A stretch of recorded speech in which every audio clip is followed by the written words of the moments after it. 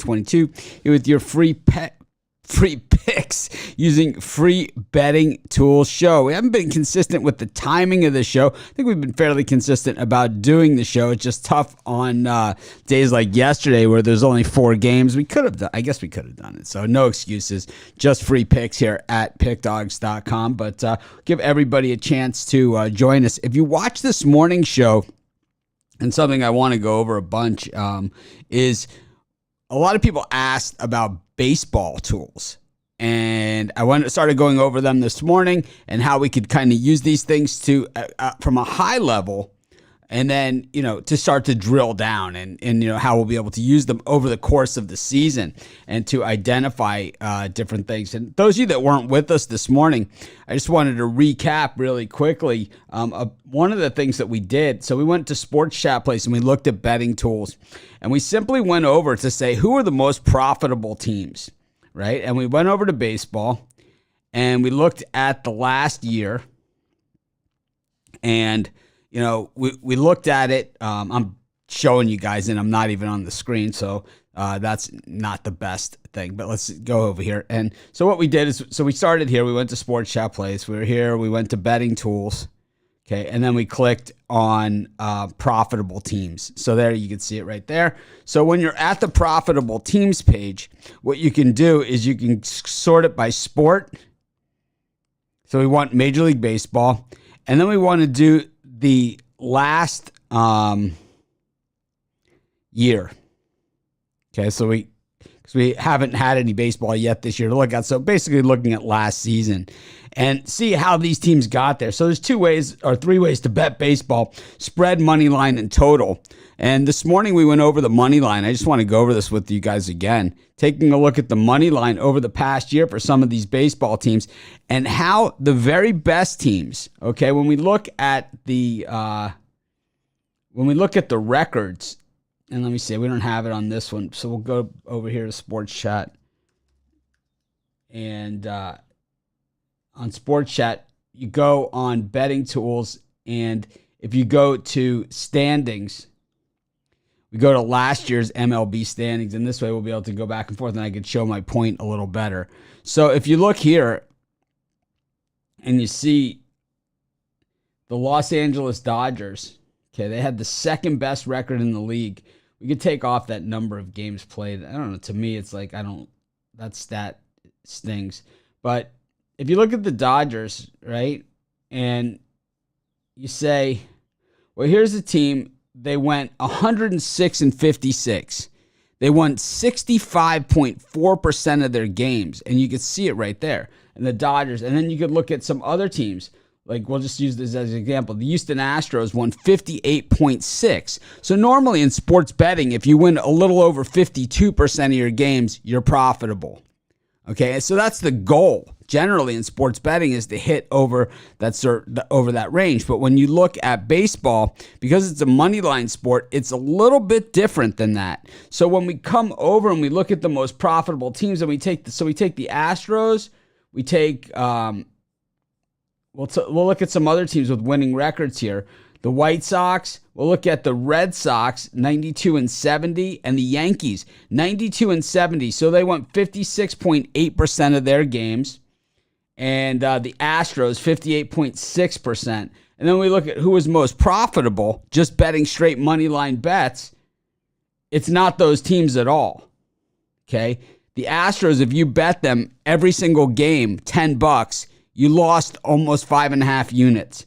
If you bet the White Sox, who were 22 games over 500, if you bet them every single game, you lost 6.17 units. If you bet on the Los Angeles Dodgers,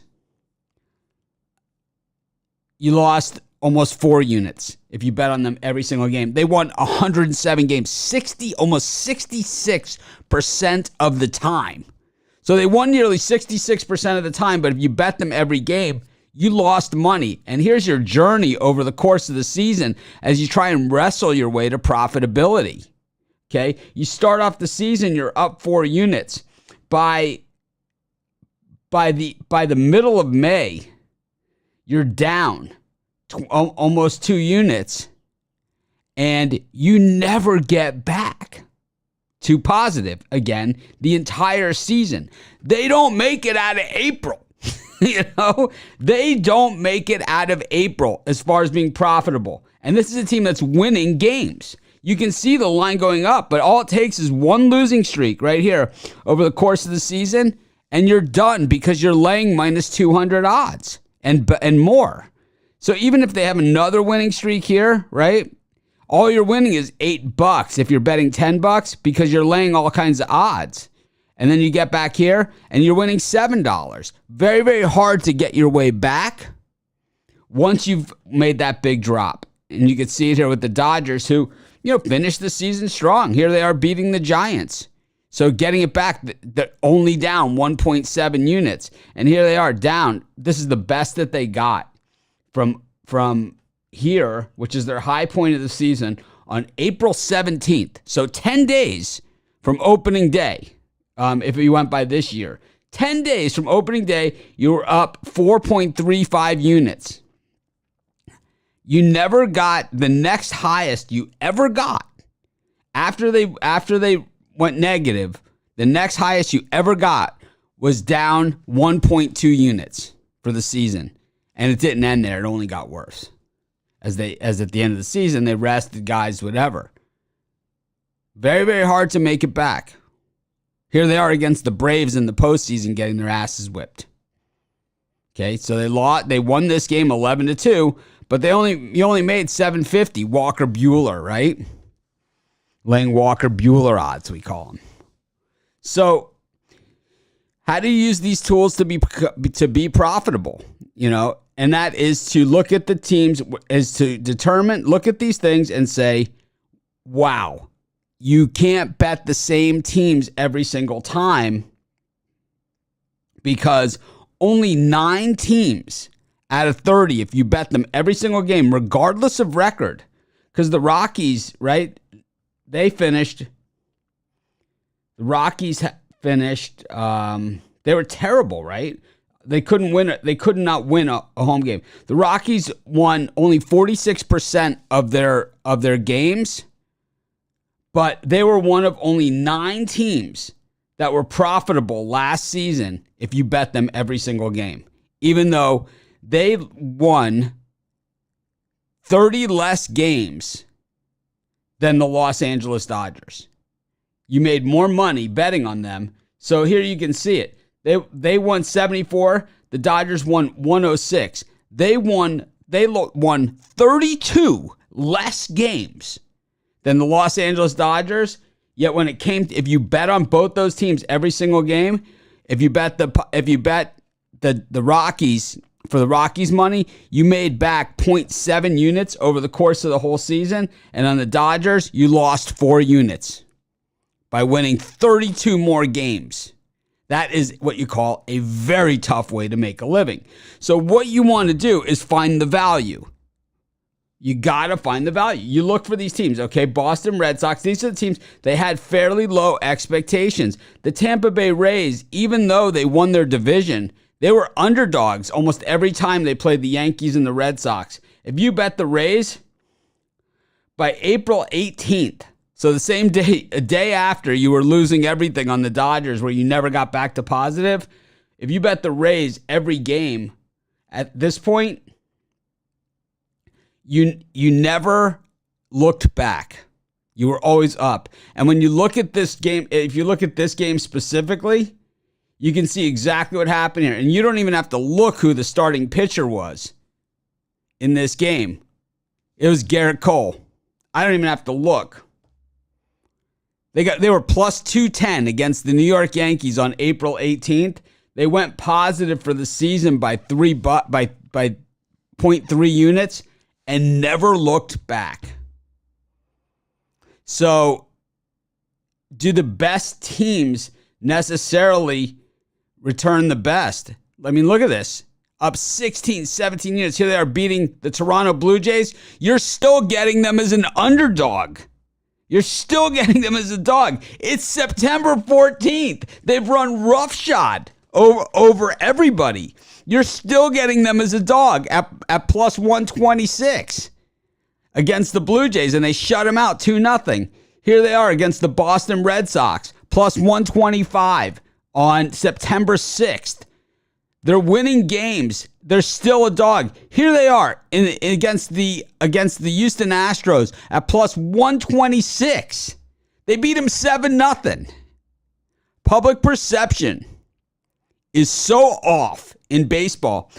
You need to win. So here, we'll look even further. And you look at the Los Angeles Dodgers. They're a great example. 106-56, 65.4%. What percent did they have to win for you to make money? Because when you look historically over the course of baseball, this is about as good as it gets. 65-66% is off the chart.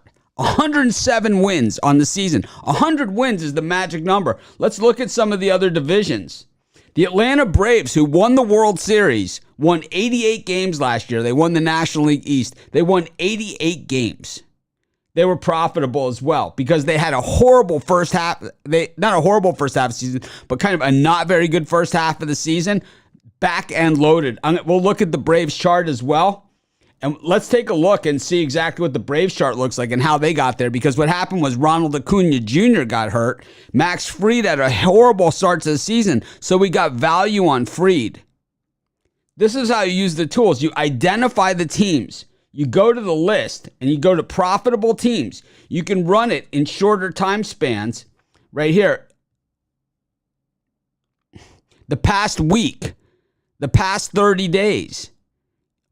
We'll be following these all season long. These are the teams that are making money. These are the teams that the public bettor does not understand. They don't understand it. It's crystal clear in this map, in this chart of the Tampa Bay Rays. And if this doesn't prove it to you, nothing ever will. Then you're going to be betting Dodgers Runline all day long. And when we look at Runline, it's not going to be any better. We'll go to Runline. Here it is. Okay? And we go to the same thing over the past year.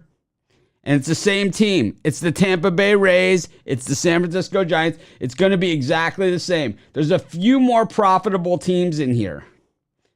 But only three.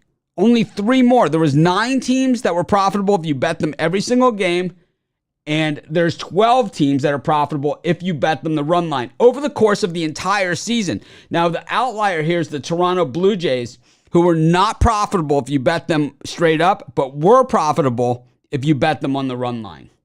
One of the few outliers here. But as we continue to go, here's your Dodgers run line. It's even worse than betting them straight up, which is surprising, right? Because you figure, well, at least you got some value on those wins. But actually, the Dodgers, when they were run line last year, favorites, and we'll take a look at the chart, and I'll show you guys this.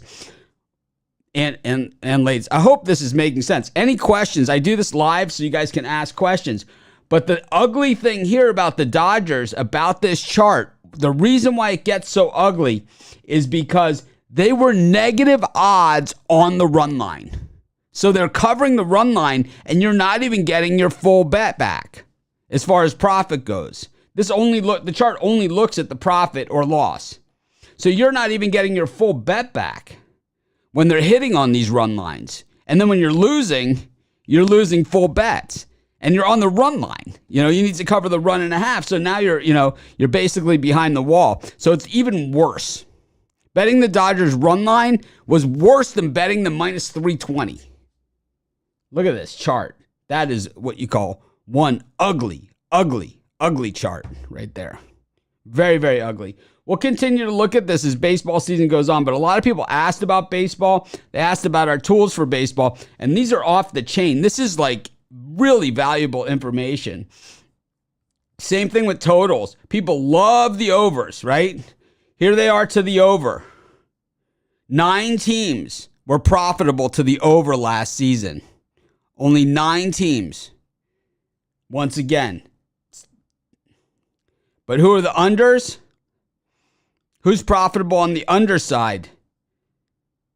12 teams are positive to the underside.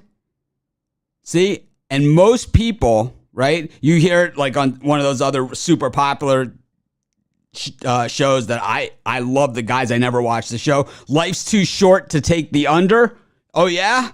The under hits 30% more in baseball than the over hits. Here it is. You have a 30% better chance of winning on the under than you do on the over. Here it is. You can see it. Well, you have to find the right teams that are your under teams. You have 13 teams that hit the unders. The Giants, a lot of these make sense. Either they're really poor hitting teams or really poor. But who's the number one under team? Look at this. Look who it is. The Coors Field team themselves, the Colorado Rockies. Number one team to the under. Up over 11 units on the season if you bet the under on every Rockies game last season. How about that? We saw 13s last year at Coors Field. We saw 11s, 12s, 13s, even higher. The pitching isn't necessarily, it's not that necessarily that the pitching is good. It's that they put in the relievers, right, for situational matchups. So it's like the starting pitcher doesn't need to be there, but if they know they have three lefties coming up, they could bring in a pitcher from the bullpen and make that adjustment. Yeah, that's the whole thing. The Rockies Park is a hitter's park. But here it is that the adjusted total, because it's a hitter's park, like the total at Coors Field is not going to be the same number that it is in, Wrigley Field when the wind's blowing in, or in San Diego, right? It's not going to be the same at Petco as it is in Coors.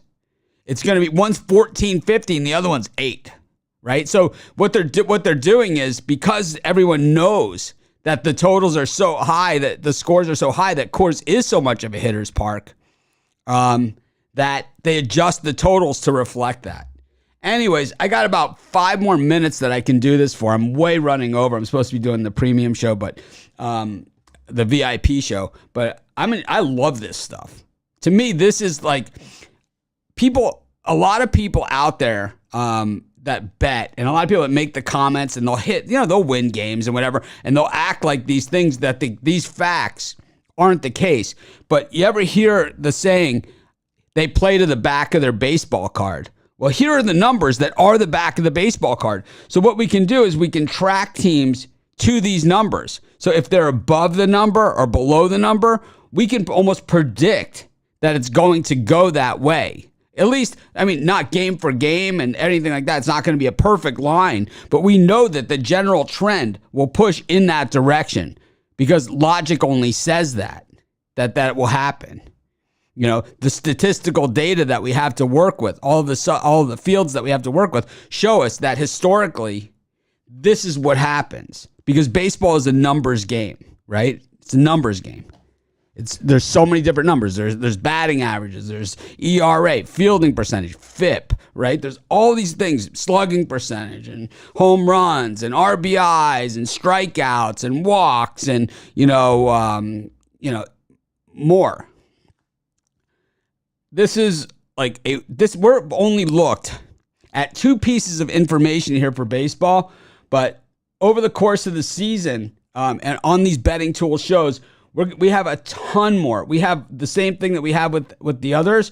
We have the player props, right? Nothing's out yet because there's no games yet. But we have it, the same as we have for NBA, with the players, with the injuries, and the player lists for NBA. We have the same for baseball, and you go here and I don't know if you guys have seen this. I've said it a few times on these shows, and I sent out an email, but it is the newest feature. When you go to players, it defaults to injuries, but if you go to player list and you click on it will tell you the players that have props available. So here's Lamelo tonight playing against the Heat, and then it just has all of his props that are available for tonight's game. Here's his player page. You can kind of see about him, Lamelo Ball. We're going to fill in with more data here, about him, but this is just to get the player pages off the ground. And then you can do it just like you do on the other prop betting. You can go 10 games And you can see exactly what percentage he's been hitting on these. So is it worth it? He only hits 30% on double doubles. LaMelo, 30% on double doubles, and you're only getting 2-1 on your money. You need to get a minimum of 33 to 3.3 to 1, basically to break even on this bet, but you're only getting plus 200. You're dead. You're basically dead on that bet. We could even look over the course of the season, and when you do that on these players, we'll have this for baseball too, because there's all kinds of props for baseball. So we're going to be doing this. So you can go all games this season for LaMelo, and they'll have that double-double number. Let's see what he is. So he's right there. He's less than 30%.